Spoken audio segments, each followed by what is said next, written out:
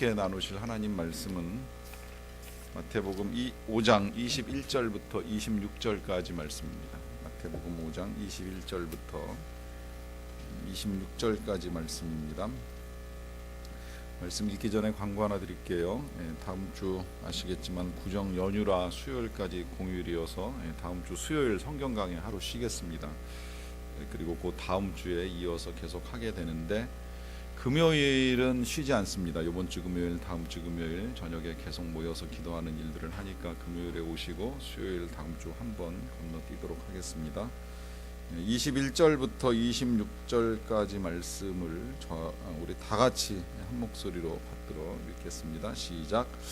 옛사람에게 말한 바 살인하지 말라. 누구든지 살인하면 심판을 받게 되리라 하였다는 것을 너희가 들었으나 나는 너희에게 이르노니 형제에게 노하는 자마다 심판을 받게 되고 형제를 대하여 라가라 하는 자는 공회에 잡혀가게 되고 미련한 놈이라 하는 자는 지옥불에 들어가게 되리라. 그러므로 예물을 제단에 드리려다가 거기서 내 형제에게 원망 들을 만한 일이 있는 것이 생각나거든 예물을 제단 앞에 두고 먼저 가서 형제와 화목하고 그 후에 와서 예물을 드리라. 너를 고발하는 자와 함께 길에 있을 때에 급히 사화하라. 그 고발하는 자가 너를 재판관에게 내어주고 재판관이 옥리에게 내어주어 옥에 가둘까 염려하라. 진실로 너에게 이르노니 네가 한 푼이라도 남김이 없이 다 갚기 전에는 결코 거기서 나오지 못하리라. 아멘. 우리가 지난주에 이제 산상수훈 읽어 나가면서 율법에 관한 문제를 다루었습니다. 율법이라고 하는 것 자체는 절대 잘못된 것이 없다 그랬어요. 그 이유는 율법이 하나님의 의, 하나님이 원하시는 우리 삶의 기준, 삶의 수준을 가르쳐 주는 것이기 때문에 율법 자체는 문제가 없습니다. 그런데 이제 문제는 이 율법을 잘 지키려다 보니까 어떤 현상이 나타나게 되느냐면 여러 가지 이제 세부적인 계명이 나오는 거예요. 세부 계명이 나와요. 좀 더 구체적으로 어떻게 해야 잘 지킬까? 예를 들어 안식일을 기억하여 성일로 지키라. 이제 성경은 그렇게 말했는데 좀 어떻게 하는 게 잘 지키는 거냐? 안식일에 뭘 해야 되느냐, 하지 말아야 되느냐, 막 이런 이제 고민들을 하다가 뭐 진짜 옷에 끈이 풀러졌으면 묶지 말고 묶여 있으면 풀지 말고 이제 이런 식으로 만들어가기 시작을 하는 거예요. 그래서 뭐 계단을 오르는 건 괜찮지만 또 엘리베이터 버튼을 누르는 건 안 된다. 뭐 이제 이러다 보니까 뭐 진짜 화장실 변기도 누르지 않는다라고 하는 식으로 자꾸 여러 가지 이제 계명들이 만들어집니다. 근데 이런 계명들이 만들어지면 어떤 현상이 나타나게 되냐면 거기에 따라서 살아야 되니까 삶 자체가 억압이 생기는 거예요. 통제를 받습니다.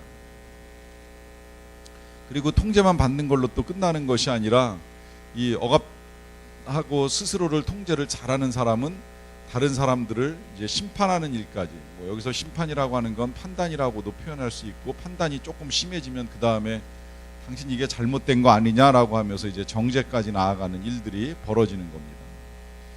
의도 자체는 좋았는데 이제 이런 현상들, 계명을 만들고 억압하고 통제하다가 여기까지 가는 일들이 일어나니까 이게 잘못됐다는 거죠. 이제 그래서 이런 현상들을 일컬어서 율법이 아니라 율법주의라고 이제 이야기를 하는 겁니다. 그러다 보니까 이 잘못된 걸 우리 주님이 바로 잡아주시기 위하여서 내가 율법을 폐하지는 않겠다. 폐하러 온 거 아니라고 분명하게 말씀하셨어요. 어떻게 하러 오셨다고요?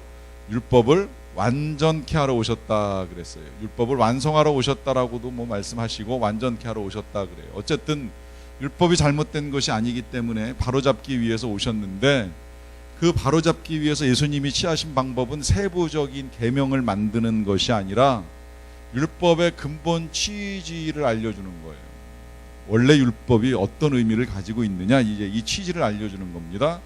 그 취지가 쉽게 이야기하면 생명이고 또 사랑이고 자유라는 거예요. 율법은 원래 인간을 억압하기 위한 것이 아니라 자유를 주기 위한 거, 인간의 생명을 살리기 위한 거, 사람 사이에 사랑을 주고받도록 하기 위하여서 만들어진 것이지 이게 근본적인 취지이지 이 통제 속에 괴로움을 받도록, 괴로움을 주고 괴로움을 받도록 만들어 놓으신 것이 아니라는 겁니다. 쉽게 예를 들어서 말씀드릴 수 있어요. 뭐 우리 잘 아는 대로 10계명 뭐 1부터 4계명까지 하나님께 관계된 거 빼고 일단 5계명부터 보시면 부모를 공경하라고 이제 말씀하시잖아요. 이 부모를 공경하라고 하는 이 자체는 부모들은 다 알아요. 자녀가 부모를 공경하지 아니할 때 부모의 마음이 얼마나 고통스러운지를 길러보면 다 압니다. 뭐 자녀뿐만이 아니라 아랫사람이 윗사람을 공경하지 아니할 때 윗사람의 입장에서 그게 굉장히 큰 상처가 된다는 걸 나이가 들어가면서 알잖아요. 그러니까 그런 상처받지 말도록 공경이라고 하는 거 말씀하신 거예요. 살인, 말 그대로 살인이라고 하는 건 생명을 귀하게 여기라는 거죠. 이제 오늘 우리가 다루는 부분이 되겠습니다만은 살인은 생명을 존중하기 위해서 하나님이 만들어 놓으신 거예요. 간음 그러면 하지 말라는 이유가 뭐예요? 가정을 지켜야 되니까, 가정을 파괴시키는 일이 이것이다 보니까 가정을 위해서 하나님이 주신 거예요. 거짓말하지 말라 그랬잖아요. 거짓하는 것이 왜 문제가 돼요? 우리가 할 땐 모르는데요, 들을 때 상대방이 거짓이었다는 걸 알게 되면 누구나 상처를 받습니다. 인격에 손상이 생겨요. 그러다 보니까 하지 말라는 거예요. 왜 도둑질하지 말라 그러시겠어요? 네 재산 귀하면 남의 재산도 지켜야 된다라고 하는 거죠. 어떤 것 하나 우리를 위하지 않는 것이 없습니다. 다 우리를 위해서, 우리의 삶을 억압하고 통제하기 위해서 주신 율법이 아니라 우리에게 진짜 생명을 존중하고 자유를 존중하시는 하나님의 뜻이 이 율법 속에 그대로 반영이 되어 있다라고 하는 거예요. 근데 이 율법의 정신을 모르다 보니까 사람들이 어떤 현상이 생기게 되느냐면 이제 이런 일들이 일어나는데, 여기서 이제 더 재밌는 건 뭐냐면 이렇게 지금 율법을 이제 계명을 가지고 억압하고 통제하고 심판하고 하는 일들만 할 뿐만이 아니라 이제 이런 기준에 가지고 심판하고 통제하는 사람들의 현상 속에 어떤 현상이 또 나타나느냐면, 나는 겉으로 드러나는 이 행위만 잘 지키면 그러면 나는 남을 이렇게 생각할 수 있다라고 하는 이제 이런 태도가 나오기 시작하는 거예요. 속이 어찌 되었든지 간에 겉으로 드러나는 행위만 문제가 없으면 나는 이 율법의 기준에 맞는 의로운 사람이라고 하는 착각을 가지게 되는 거죠. 이건 우리도 그런 착각에 빠질 수 있어요. 쉽게 생각해서 제가 지금 여기다가 여러 가지 쭉 열거했잖아요. 자, 여러분들께 뭐 그냥 저도 질문을 듣는 입장에서 그냥 똑같이 질문을 할게요. 자, 이 율법들 잘 지켰습니까? 라고 물어보면 생각해보면 뭐 살인 한 일 없고, 간음한 일 없고, 도둑질한 일 없고, 뭐 거짓이야 뭐 이렇게 조금 하는지 모르지만 뭐 그게 그렇게 뭐 대단하게 심각할 정도로 거짓말 안 하고 살아가니까 크게 문제될 거 없고. 그럼 의로우신가요? 의롭다고 생각하세요? 그럼 의로운 거잖아요. 행위만을 기준해서 놓고 봤을 때는 우리가 의롭다고 말할 수 있잖아요. 그러다 보니까 이제 누군가 다른 사람이 뭔가 요만큼이라도 잘못한 게 보이기 시작하면 이제 저 사람은 불의하다, 이제 이런 생각을 하게 되는 거죠.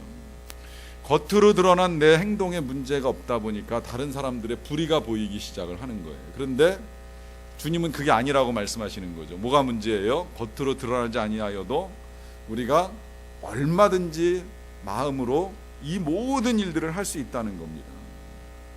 마음으로 하면서 겉으로만 안 한다라고 하면 이걸 이제 우리가 지난 시간에 위선이라고, 외식이라고 이제 이렇게 배웠잖아요. 그러니까 겉과 속이 같아야 되는데 겉과 속이 다르면서 겉으로는 아무도 내가 팬 일도 없고 폭력을 쓴 일도 없고 죽인 일도 없으면 나는 살인한 사람이 아니다라고, 그래서 내가 의롭다라고 하는 착각에 빠지지 말라는 거예요. 중요한 건 행위 이전에 뭐라 그랬습니까? 마음이라 그랬죠. 마음. 어떤 의미에, 어떤 마음을 가지고 살아가느냐라고 하는 이 마음이라 그랬어요. 우리가 오늘 다루게 되는 이 살인의 문제도 똑같이 이제 마음의 맥락에서 이제 다루어야 합니다. 같은 맥락에서 보는 거예요. 이 살인이라고 하는 건 겉으로 드러나는 행위는 최종적인 문제이고, 실상 살인은 제일 먼저 미움에서부터 시작이 됩니다. 이 미움이 심해지면 증오가 되고, 증오가 심해지면 그 다음에 폭력이 되고, 폭력이 좀 제일 세게 나온 경우가 살인이 되는 거예요. 시작은 마음부터 시작이 되는 거예요. 이 미움의 마음부터 정리하지 않으면 겉으로 살인을 하지 아니하였다라고 해서 살인이 아닌 것이 아닌 것입니다. 그러다 보니까 결국 살인이라고 하는 건 미움하고 살인이 동일한 것으로 간주돼요. 실제 살인이 일어나는 건 어쩌다가 진짜 정말 내가 이걸 사람을 안 죽이면 먹고 살 가능성이 없을 것 같아라고 하는 절박한 상황에 놓일 때에 진짜 강도 살해가 일어나는데, 이건 지극히 드문 일이고요. 대개 아직까지도 이 우리나라에서 일어나는 살인의 많은 경우는 미움이 쌓이다가 그 증오가 되고, 특히 자녀가 부모를 죽이는 끔찍한 일들은 그동안에 그 자녀가 계속해서 부모에게 억압을 받으면서 쌓여있던 미움이 이제 쌓이고 눌리다가 이제 한순간에 폭발하면 진짜 이제 인간으로서 할 수 없는 이제 그런 행위로 나타나는 것인데, 근원에는 미움이 있다는 거예요. 마음이 행동으로 표출되는 겁니다. 이제 그런 면에서 예수님은 이걸 동일하게 보신 거예요. 마음에 이런 마음, 미워하는 마음, 이제 조금 이따 우리가 성경을 통해서 어떤 마음인지 보겠습니다만은, 이런 마음 있으면 그것은 살인이랑 다르지 않다라고 이제 보는 겁니다. 그런데 주의하셔야 될 건 뭐냐면, 미움이 살인하고 다르지 않다고는 보시지만 그렇다고 모든 미움이 살인하고 동일하다고도 볼 수는 없어요. 이건 왜 그러냐면, 이게 이제 앞뒤가 안 맞는 논리처럼 보이긴 하지만 이해를 돕기 위해서 그냥 이렇게 정리해서 설명을 드리는 거예요. 모든 미움이 살인이라고 보지 않는 이유는 뭐냐면, 또 미움은 그야말로 이제 마음 안에서만 작용이 돼요. 마음 안에서만 작용되는 거잖아요. 근데 이제 살인은 마음 바깥으로 이제 노출된 겁니다. 바깥으로 표현이 됐어요. 근데 이 문제가 다른 것이 뭐냐면, 마음 안에만 있을 때는 나 개인의 문제이고 하나님과의 문제만 돼요. 그래서 하나님 앞에서 회개하면 되는 거예요. 그런데 이것이 이제 바깥으로 표출되게 되면 뭐 살인으로 가든 아니면 폭력으로 가든 간에 행동이 나오게 되고, 그 행동에는 결과가 따르게 되어 있습니다. 근데 이 결과는 되돌릴 수도 없고 책임을 져야 되는 문제도 있다는 거예요. 쉽게 말하면 우리가 정말 사람이 미워서 뭐 그럴 일 없겠지만, 사람이 미워서 죽이고 싶다라고 하는 마음이 잠시 찾아왔을 때에 이건 회개하고 해결할 수 있는 문제가 되지만, 그 마음을 행동으로 표현해서 진짜 사람을 죽이고 난 다음에는 되돌릴 수 있는 방법이 없잖아요. 그걸 내가 회개한다고 해서 하나님이 그 사람을 살려내진 않잖아요. 굉장히 심각한 결과가 초래된다라고 하는 거죠.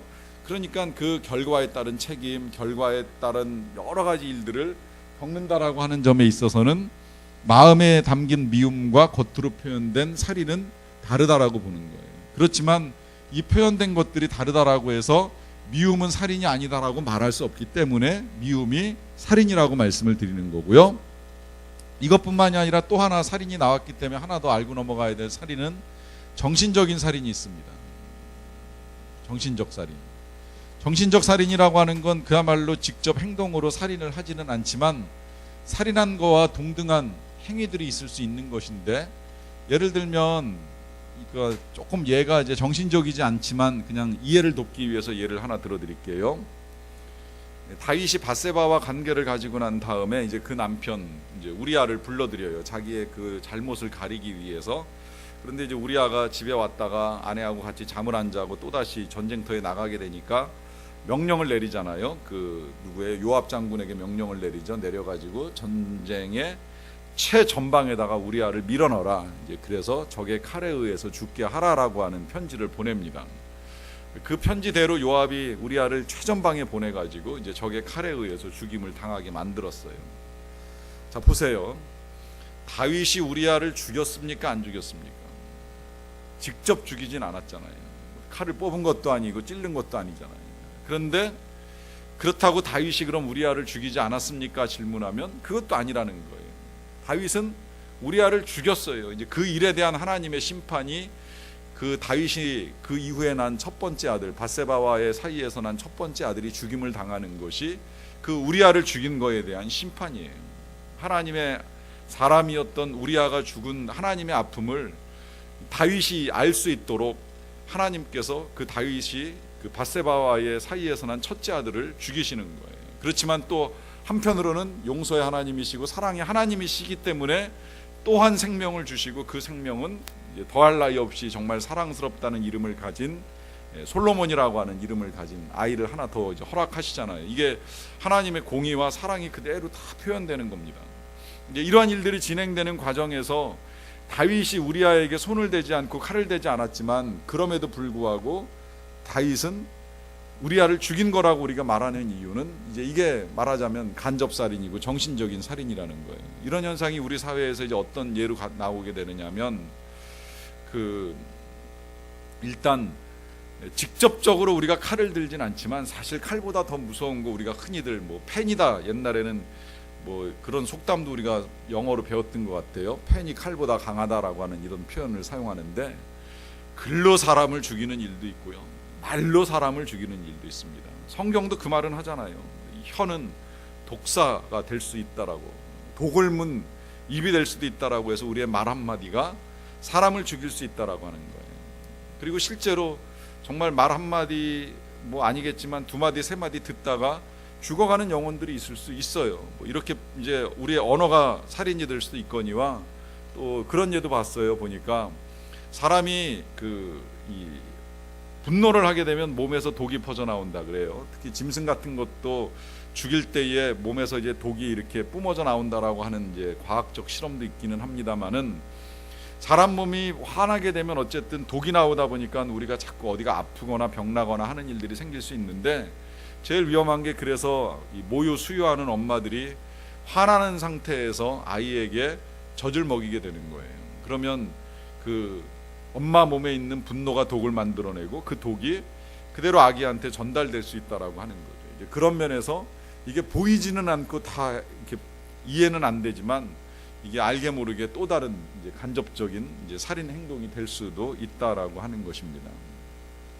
그러다 보니까 오늘 우리 예수님께서 이 모든 문제들을 이제 다 묶어가지고 이제 우리에게 요구하시는 거예요. 자, 첫째는 뭘 요구하시냐면 이제 화해하라 그래요. 화해하라. 또 둘째는 뭘 요구하시냐면 친구가 되라 하는 요구를 하십니다. 친구가 되라.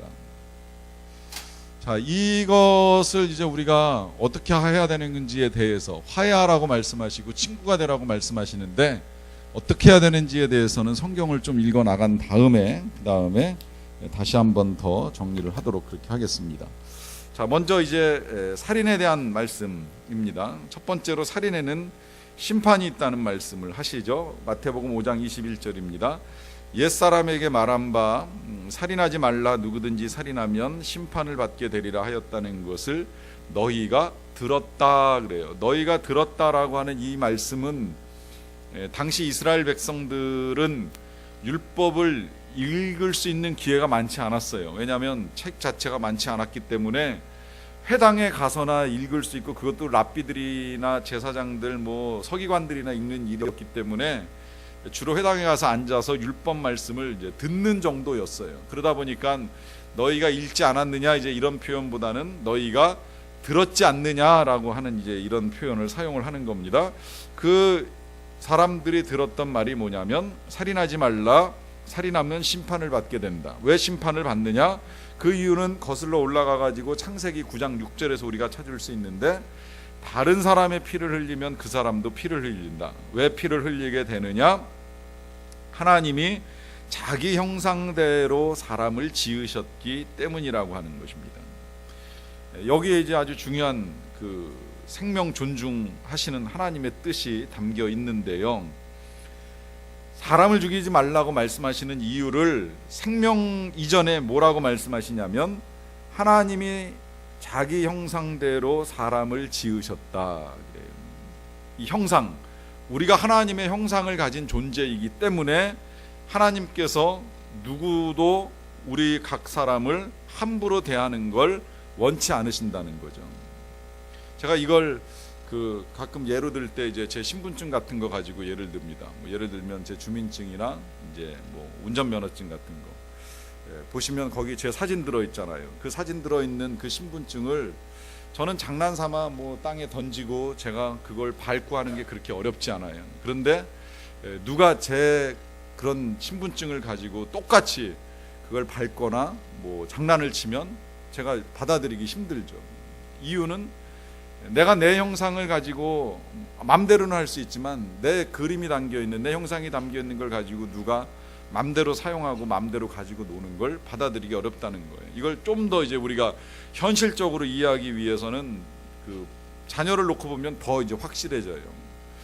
우리가 우리가 직접적으로 뭐 이야기를 듣는 것도 물론 상처가 될 때가 있지만, 특히 이제 누가 우리의 자녀들을 놓고서 뭐 이렇다 저렇다 이야기하는 거, 자녀의 성격이 왜 그러냐, 생긴 모양이 왜 그러냐, 뭐 외모는 왜 그러냐, 뭐 이제 이러면서 자녀의 단점을 가지고 이야기할 때 오히려 우리 개인에 대한 이야기보다도 더 화가 나고 마음이 상하는 일들이 일어날 때가 있습니다. 이유가 있죠.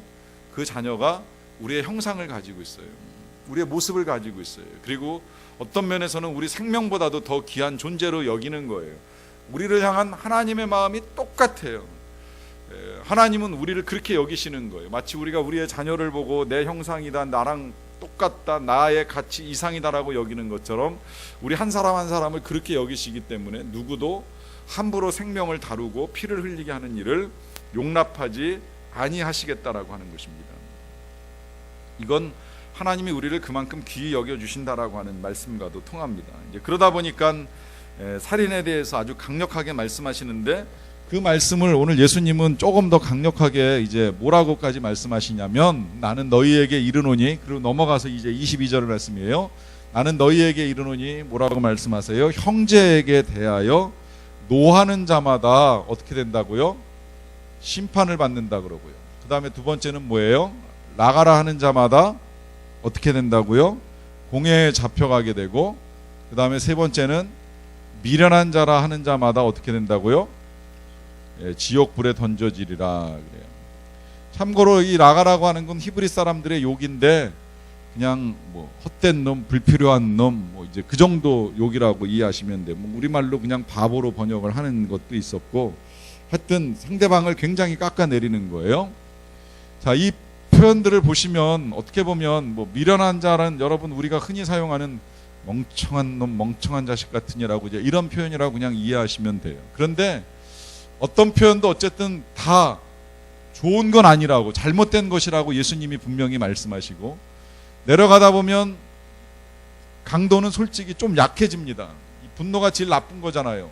그리고 뭐 바보 같아 하는 정도 욕, 중간 정도 된다고 본다면 멍청한 자식, 그냥 이건 좀 가벼운 욕이라고 볼 수 있죠. 그런데 심판은 달라요. 분노하는 건 마땅히 심판하지만, 바보라는 말도 공식적으로 망신스러운 일을 겪을 것이라고 말하고, 심지어 미련한 자 같은 이 작은 표현 하나도 지옥불에 들어가리라고. 사실 이 표현이 좀처럼 쓰기 쉬운 표현은 아니잖아요. 굉장히 어려운 표현이잖아요. 지옥에 갈 거야, 얼마나 무서운 말이에요. 그런데 예수님이 이런 작은 표현 하나도 지옥불에 떨어지는 일이 될 만큼 절대 내가 표현하는 상대방에 대한 표현이 약하다고 혹은 작다고 함부로 사용하지 말라는 거예요. 함부로. 그러니까 이 일에 있어서 강약이 중요한 게 아니라, 여러분 이제 우리가 이제 아까 제가 살인을 미움하고 동등하게 본 이유가 여기서도 나오는 건데, 내가 칼을 안 들고 내가 사람을 안 죽였다고 해서 살인이 아니라, 예수님은 이런 거 분노뿐만이 아니라 작은 정말 욕 같지도 않은 욕 한마디 한 것도 이렇게 보실 만큼 악하게 보신다는 거예요. 지옥에 보낼 만큼. 그러니까 사람을 향해서 어떤 악한 말도 크든지 작든지 우리가 함부로 사용해서는 안 된다라고 하는 것입니다. 그리고 지금 이런 말씀을 하실 때에 우리가 주의해야 될 건 뭐냐면, 이렇게 말씀하시는 것이 이제 나중에 우리가 겪게 될 일일지도 모르니까 살면서 이런 표현 마음껏 쓰다가 죽을 때 돼서 회개하면 용서받고 이런 일들 겪지 않을 것이다 라고 하면서 이 심판을 먼 미래의 일로 미뤄서 생각해서는 안 된다는 겁니다. 이게 지금 우리가 땅에서 누리는 하늘의 행복이라고 하는 건 뭐예요? 현재 우리가 이제 하늘, 이 다음에 겪게 될 하늘을 미리 경험하자라고 하는 거 아닙니까? 이건 또 우리 주님이 우리에게 실제 원하시는 거고, 땅에서 살지만 지옥처럼 살지 말라는 거예요. 땅에서도 천국처럼 살아가라고 요청하시는 건데, 그러면 이와 같은 일들도 우리가 미래의 것으로만 생각해서는 안 돼요. 현재 겪게 되는 일이라고 생각하셔야 되는데, 어떻게 겪느냐?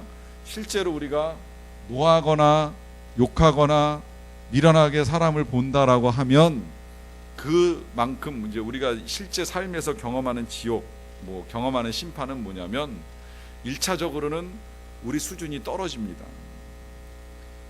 우리 수준이 내려간다라고 하는 거예요. 우리 스스로를 하찮은 사람으로 만들어 버린다라고 하는 겁니다. 그리고 그것이 아까 말씀드린 대로 몸에 손상을 갖고 온다 그랬잖아요. 내 몸에 독이 퍼져요. 상대방한테 문제가 생기는 게 아니라 내 몸에 독이 퍼지는 건 내 손해가 일어나는 거죠. 그리고 이제 이게 내 몸에 독이 퍼지는 것만으로 끝나는 것이 아니라 어쨌든 주변에 악영향을 미치게 돼 있어요. 내가 분노하면 뭐 자녀들이 긴장을 하든지 간에 혹은 내 욕을 들은 그 사람이 화가 나든지 간에 절대 선한 영향력은 나타나지 않다 보니까 본인을 중심으로 해서 지옥이 형성되는 거예요. 그러니까 이 지옥불에 들어가게 되리라라고 하는 것이 이 다음에 죽어서 지옥에 간다는 말씀이 아니라 내 삶의 자리가 그냥 지옥으로 바뀐다라고 생각하시면 틀림이 없어요. 그러니까 주님이 요만큼의 분노도 요만큼의 미움도 빨리 정리하라는 겁니다. 그러니까 어떻게 정리해야 되느냐라고 했을 때 이제 그 정리에 대한 답이 제가 미리 드린 거예요. 첫째는 뭐예요? 화해하라. 둘째는 뭐예요? 친구가 되라 그래요. 그러면 이 화해가 어떻게 해야 되느냐라고 했을 때 예수님이 이렇게 가르쳐 줍니다. 마태복음 5장 23절에서 24절입니다. 그러므로 예물을 제단에 드리려다가 가서 내 형제에게 원망 들을 만한 일이 있는 것이 생각나거든 예물을 제단 앞에 두고 먼저 가서 형제와 화목하고 그 후에 와서 예물을 드리라 그래요. 자, 뭐보다 먼저 하라고요? 예물을 드리는 일보다 먼저 하라 그래요. 예물을 드린다라고 하는 건 바꿔 말하면 예배라고도 할 수 있고 제사라고도 할 수 있는데 이 예배를 드리는 일보다 뭘 먼저 하라고요? 화해하는 일을 먼저 하라 그래요. 화해하는 일을 먼저 하라. 먼저라고 하는 이 부분이 굉장히 중요합니다. 예배보다 앞서는 게 화해라는 거예요. 사실은 지금 예수님이 이렇게 말씀하신 건 원래 제일 중요한 건 예배입니다. 왜 예배에 비교해서 화해를 먼저 하라고 하시겠어요? 그만큼 예배가 중요하니까. 예를 들어서 장사하는 일이 가장 중요하게 여기셨다라고 하면 장사를 하려고 물건을 챙겨가지고 시장에 나가려다가 형제와 싸운 일이 생각이 나거든 가서 먼저 화해하고 와라 하셔야 될 터인데 그렇게 말씀하지 않고 예배를 드리려다가 예물을 드리려다가 생각나거든 이거 먼저 하라고 하시는 건 그만큼 예배가 중요하기 때문에 말씀하시는 거거든요. 근데 이것보다도 더 먼저 하라고 말씀하시니까 뭐가 더 중요한 거예요? 화해가 더 중요하다라고 하는 겁니다. 화해가 더 중요하다라고 하는 거예요. 그런데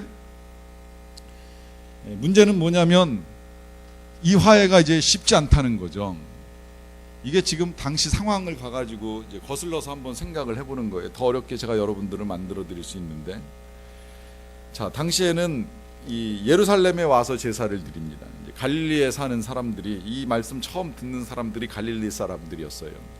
갈릴리에 사는 사람들이 제사를 드리기 위해서 예루살렘까지 가게 되는데 가려면 보통 뭐 이제 낙이 타고 말 타고 한 3일 걸어가면 한 일주일. 그러니까 6월절 1년에 그러니까 한 3번밖에 예루살렘에 못 가는 거예요. 절기 3번, 6월절, 오순절, 장막절 3번 가는 거예요. 한 일주일 전에 준비해가지고 출발을 합니다. 그래서 이제 한참 이제 가면서 쉬면서 자면서 이제 이러면서 예루살렘까지 가요. 근데 이 예배를 드리는 사람의 마음이 정말 거룩하신 하나님, 사랑의 하나님을 만나기를 소망하면서 이렇게 성전에 오는 사람들의 마음은 진짜 그 마음이 충만하면 그런 양심의 가책을 받아요.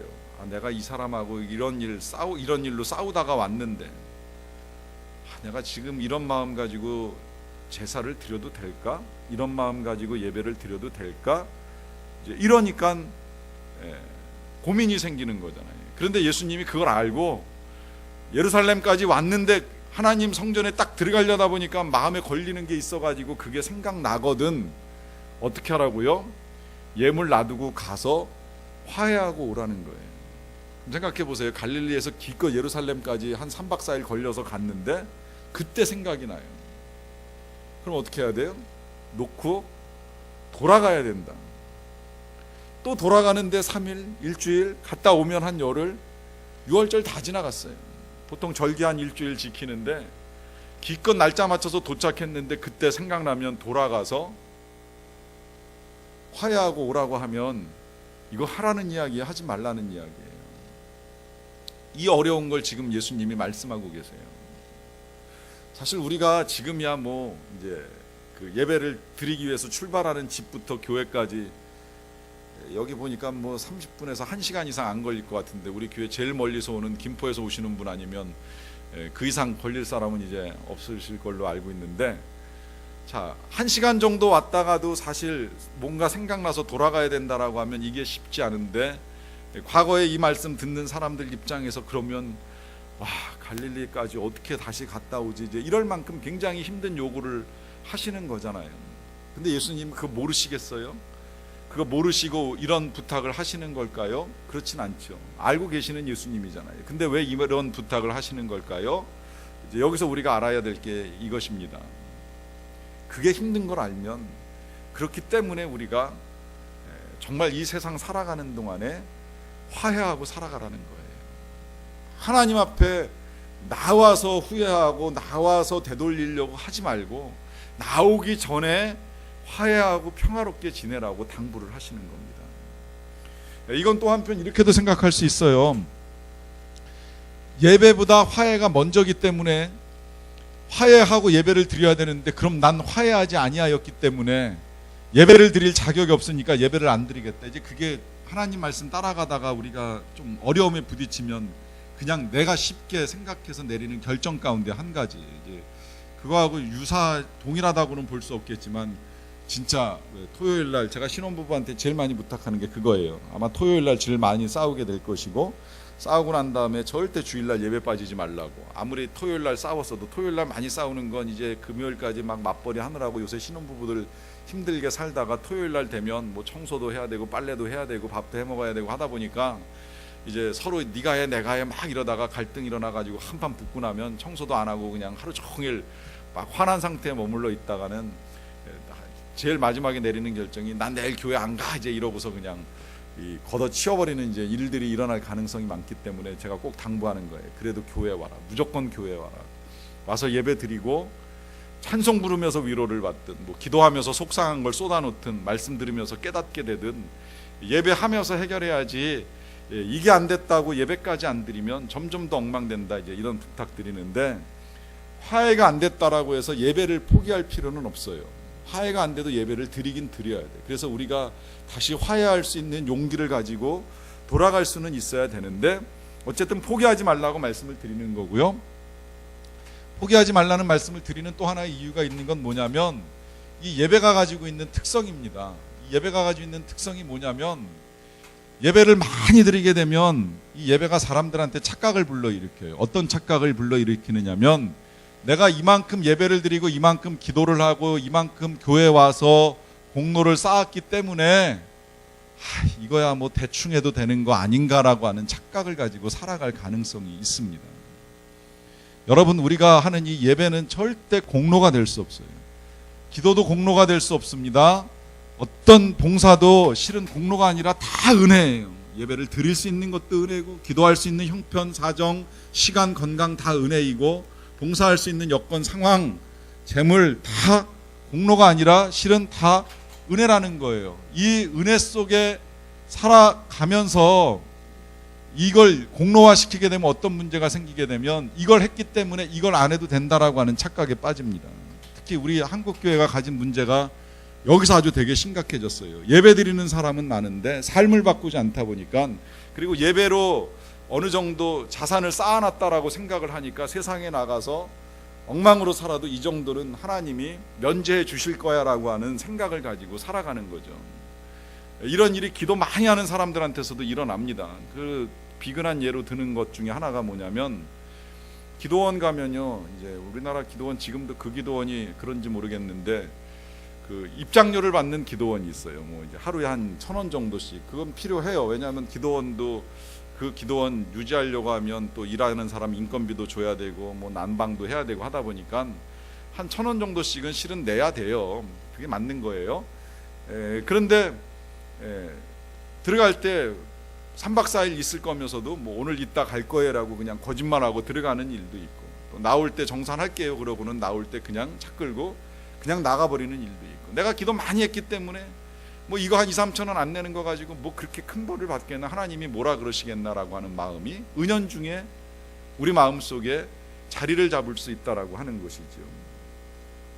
교회를 열심히 하는데, 교회를 열심히 하면 집안일 대충 해도 될 거라고 생각하는 사고도 역시 마찬가지고요. 여러분, 어떤 것도 우리의 공로가 우리가 하지 못한 일을 상쇄할 수는 없다라고 하는 겁니다. 주님은 화해도 하고 예배도 드리길 원하시는 거예요. 분명히 예배를 드리지 말라고 말씀하지 않으셨어요. 형제와 화목도 하고 그리고 와서 예물도 드리라고 말씀하신 거예요. 둘 다 하라는 거예요. 둘 다. 이걸 주님이 먼저 말씀하시고요. 그 다음에 이제 넘어가서 이제 또 하나 이런 말씀을 하십니다. 25절에 보시게 되면 너를 고발하는 자와 함께 길에 있을 때에 급히 사화하라. 그 고발하는 자가 너를 재판관에게 내어주고 재판관이 옥리에게 내어주어 옥에 가둘까 염려하라 그래요. 이게 이제 제가 지금 친구가 되라라고 하는 표현을 사용을 했는데, 자, 그 친구가 될 수 없는 상대방이에요. 어떤 상대방이냐면 너를 고발하려고 하는 사람이죠. 이 고발하는 사람이 길에 있을 때에 이번에는 뭐라고 말씀하시냐면 급히 하라 그래요. 급히. 아까는 먼저라고 말씀했어요. 이 화해는 우선순위의 문제가 되는 것이고, 그 다음에 그 두 번째로 고발하는 자와 화해를 시도하는 일은 이제 우선적으로 이거는 신속하게 해야 되는 문제라고 이제 주님이 말씀을 하십니다. 신속히 하라고요. 요청을 하고 있어요. 그러면서 뭐라고 말씀하시냐면 그 뒤에 그렇게 안 하면 그 고발하는 자가 너를 재판관에게 넘겨주고 재판관이 옥류에게 내어주어 옥에 가둘까 염려하라 그래요. 어떤 현상이 나타나게 되냐면, 만약에 이걸 하지 못하게 되면 나타나는 현상이 뭐냐면 옥이라는 데 갇히게 된다는 겁니다. 궁극적으로 말하면 결국 옥이라고 하는 건 뭐예요? 제한이 생긴다라고 하는 거죠. 다른 표현으로 이제 묶인다라고도 표현할 수 있겠는데, 이제 여기에 주님이 우리로 하여금 그 화해하고 친구가 되라고 하는 이제 이유가 또 하나 담겨 있는 거예요. 아까 이 율법이 사람들을 억압하고 통제한다라고 제가 말씀을 드렸는데, 이 억압과 통제에 묶이는 겁니다. 그런데 우리가 실상 사회 삶, 우리가 보통 우리의 삶 수준에서는 옥에 들어가서 제한받고 묶이는 일은 생기지 않지만 적어도 우리의 마음이 묶일 수 있다는 거예요. 제가 이것 때문에 꾼 꿈 같지는 않은데 어젯밤에 꿈을 꾸는 중에 실제로 이제 그런 꿈을 꿨어요. 어딘가에 철사가 이렇게 막 묶여 있는 걸 보는 일이 있었고, 그리고 시간이 지나고 나서 이제 묶였던 것이 풀려가지고 이제 철사만 풀려져 있는 거를 보는 일이 있었어요. 아침에 깨서 이제 교회 와서 기도하는 동안에 이제 하나님 보여주신 걸 가지고 이게 무슨 의미인가라고 하는 거를 하나님께 질문을 드렸어요. 그랬더니 이제 하나님이 저한테 준 해석은 그래요. 우리의 마음이 묶일 수도 있고 풀릴 수도 있다는 거예요. 이거 제가 지난주에도 이제 나눴던 말씀이잖아요. 땅에서 매면 하늘에서도 매이고 땅에서 풀면 하늘에서도 풀린다라고 했는데, 우리가 화해할 사람과 화해를 하지 아니하면 어떤 현상이 나타나냐면 그 사람과 내가 몸이 직접 묶이는 건 아니지만 무언가에 의해서 우리가 묶인다라고 하는 겁니다. 제가 이렇게 표현을 하고 싶어요. 오늘은 이 묶이는 문제를 내가 화해할 사람과 화해하지 아니하면 그 사람과 내가 철사줄로 묶여 있는 것과 크게 다르지 않다는 거예요. 결국 누가 괴로워요? 내가 괴롭죠. 그런 사람일수록 좀 멀리 보내고 싶고 떨어져 있고 싶고 헤어지고 싶은데 실상 몸은 떨어져 있는 것처럼 느껴지지만 마음은 꽁꽁 묶여가지고 내 마음이 그 사람에 의해서 좌지우지되고 있다라고 하는 거예요. 이렇게 될 수가 있으니까 염려하라고 하시면서 이걸 풀어주라고 그림으로 보여주셨어요. 그러면서 어떻게까지 풀라고 주님이 요청하시냐면 26절에 진실로 내게 이르노니 네가 한 푼이라도 남김이 없이 다 갚기 전에는 결코 거기서 나오지 못하리라 그래요. 자, 첫 번째로 신속히 하라고 말씀하셨고, 그 다음에 뭐라고 말씀하셨냐면 한 푼이라도라고 했으니까, 한 푼이라고 하는 거는 작은 것까지라도, 이 한 푼, 원래 지금 우리말로 번역될 때 한 푼이었는데 과거에 홀이라도 남김이 없이 이렇게 표현됐거든요. 그 홀이가 옛날 번역을 한문으로 이제 한 것인데 원래 갖고 있는 의미는 돼지털입니다. 돼지털. 돼지털이 진짜 별거 아니잖아요. 어디서 쓸 수도 없는 그 이상한 털 가닥 하나처럼 그런 것 하나라도 남김이 없이 다 갚으라는 거예요. 그러면 다 갚으라는 건 뭐예요? 철저히 갚으라는 거죠. 그러니까 화해를 시도함에 있어서 신속히 할 뿐만 아니라 작은 문제라도 화해를 시도하고 철저하게 하라는 거예요. 적당주의는 통하지 않는다는 겁니다. 그렇기 때문에 그렇게 하지 아니하면 풀려나지 못할 것이라고 말해요. 그런데 이 말씀 그렇게 다 갚기 전에는 결코 거기서 나오지 못하리라 하는 이 말은 뭐예요? 반대로 우리가 정말 먼저 하고 신속하게 하고 작은 것이라도 다 화해하고 풀어내려고 애를 쓰고 철저하게 하려고 하면 어떻게 되느냐? 궁극적으로 우리가 얻게 되는 건 뭐예요? 거기서 옥에서 나온다. 이 말은 결국 무슨 말이에요? 옥, 묶여있는 곳에서 우리가 진짜 자유를 얻게 된다는 거예요. 진정한 자유가 여기서 시작이 되는 겁니다. 모든 것의 자유를 누리게 되는 거예요. 몸의 자유로부터 시작해서 영혼의 자유, 생각의 자유까지 그 사람에 의해서 묶여 있었던 모든 것들을 다 풀어낼 수 있게 된다라고 하는 거예요. 그때 진짜 자유가 회복이 되고 그 자유가 하늘에서 누려야 될 것을 우리가 땅에서 누리는 행복이 된다는 거예요. 그런데 이제 문제는 조금 결론으로 가면서 정리를 좀 하겠습니다. 문제는 이제 이게 그렇게 쉽지 않다는 거예요. 신속하게 하는 것도 어렵고 작은 거 찾아내서 용서하는 것도 어렵고 용서받는 것도 어렵고 또 철저하게 하는 거 어려워요. 자유는 누리고 싶은데 이 자체가 다 정말 어렵다라고 느껴질 수 있습니다. 자, 그 문제를 생각을 해보는 겁니다. 일단 이렇게 정리를 하면서 좀 결론으로 들어갈게요. 화해하고 용서하고는 조금 달라요. 화해하고 용서는 달라요. 어떻게 다르냐면 용서는 내가 남한테 하는 거잖아요. 상대방이 나한테 잘못했을 때 내가 남한테 하는 거고요. 화해는 이제 남이 나를 용서해 줘야 되는 거잖아요. 내가 미안해라고 했을 때 상대방이 그래 나도 미안해 뭐 괜찮아 이런 말 해줄 때에 남이 나를 용서해 줄 때에 이제 이게 화해가 되는 거잖아요. 그런 면에서 조금 다른데 뭐 다르든 뭐 같든 뭐 크게 중요한 건 아니에요. 중요한 건 뭐냐면 이 모든 것들이 해결되기 위해서 필요한 것이 뭐냐면 이게 이제 마지막 그 아까 이야기했던 살인의 4가지의 마지막 답이라고도 할 수 있는데 이걸 해결하기 위해서 필요한 건 결국은 사랑이라고 하는 거예요. 사랑하면 용서도 할 수 있고 사랑하면 상대방이 가지고 있는 칼도 내려놓게 만드는 것이 가능해지는 거죠. 근데 문제는 이제 이 사랑의 마음으로 우리가 용서를 하는 것도 어렵고 또 용서를 구하는 것도 쉽지 않다 보니까 이 일을 어떻게 할 수 있는가라고 하는 이제 질문이 나오게 됩니다. 그 질문에 우리가 오늘 저녁에 그 시작하면서 불렀던 마지막 찬양이 아주 명쾌하게 답을 줍니다. 어떤 답을 주느냐? 자, 이 문제, 이러한 문제를 우리가 다루기 전에 제일 먼저 출발을 했던 출발점은 살인이었어요. 이 살인이 마음으로부터 시작이 되고 마음에 가지고 있었던 미움이 살인이 된다라고 이야기를 했는데 살인이라고 하는 걸 놓고 생각을 해보면 궁극적으로 살인은 뭐예요? 생명을 사망으로 만드는 일이 살인이잖아요. 근데 이 생명을 사망으로 만드는 일을 할 수 있는 건 누가 할 수 있는 거예요?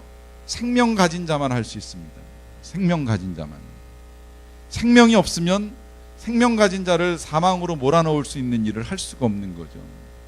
그렇기 때문에 거꾸로 이야기하면 우리가 생명을 가지고 있지 않다라고 하면 남을 사망시킬 일도 없는 거예요. 남을 살인할 일도 없다라고 하는 거예요. 우리가 그러한 생명을 가지고 있지 않다라고 하는 신앙의 고백이 뭐냐면 이것이 아까 이제 우리가 그 마지막에 불렀던 찬양이 중요하다고 말씀드렸던 이유인데 그것이 바로 뭐냐면 내가 그리스도와 함께 십자가에 죽었다라고 하는 사실을 인정하는 겁니다. 죽었다. 시체는 살인을 못합니다. 시체는 살인할 수가 없어요. 시체가 어떻게 생명을 죽일 수가 있어요? 시체는 칼질을 할 수 없는 거예요. 이미 살해당한 거예요. 근데 살해당한 것이 아니라 죽은 거죠. 어디에서 죽었어요? 십자가에서 죽었어요. 그걸 우리가 어떻게 알아요?